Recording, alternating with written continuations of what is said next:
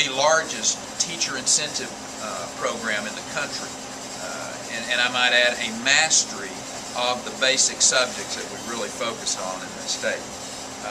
And I happen to think we can make our education system even stronger. It's the reason I laid out this concept of STEM academies: science and technology, engineering and math.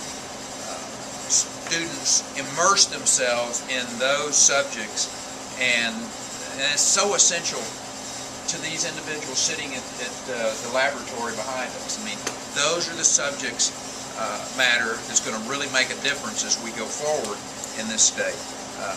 To cut down on our state's dropout rate, for instance, expand opportunity for students all across the state, I call for the creation of a Texas virtual high school last week, expanding and leveraging the Texas Virtual Schools network so that we can keep more young Texans engaged in their education and make our workforce stronger all across the state.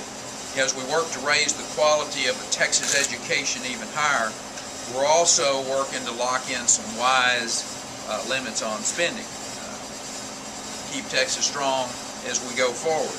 I hope our legislators will allow Texans to vote on a constitutional amendment in 2011 that will require 2/3 of the legislature before you can raise any taxes.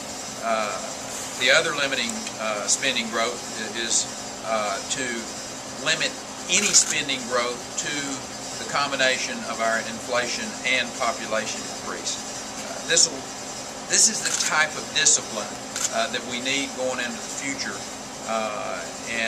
You know, when you think about having those types of controls on spending, you look at the billions of dollars we have in our rainy day fund, and the major tax relief, for instance, that we gave to 40,000 small businesses last time this center, then you see I think the full package to keep Texas economy strong. And I just think that's the sensible way to approach this dual threat that we've got out there in front of us of a floundering global economy and a federal government that would rather spend another tax dollar than tell someone no. You know, to help them learn that vital skill, I've also called on the U.S. Congress to pass a piece of legislation that would allow Americans to vote on a balanced budget amendment to the United States Constitution. That requirement has forced Texas leaders over the last many years to come to Austin, Texas, make hard decisions because we have a constitutional mandate to have a balanced budget. I think America's future would be brighter if we had that same type of requirement in Washington, D.C. This kind of change isn't easy, you know, but I think Americans are ready for that type of fiscal discipline.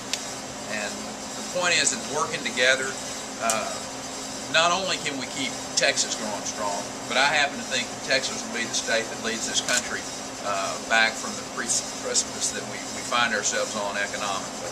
So I'm excited to be here today to see the concrete evidence of programs that we've worked on in the past becoming a reality, and it's good, always good to come home to Abilene, Texas. So with that, we'll be happy to answer any questions those of you in the working media have for us. If there are no questions, thank you all for coming and being with us.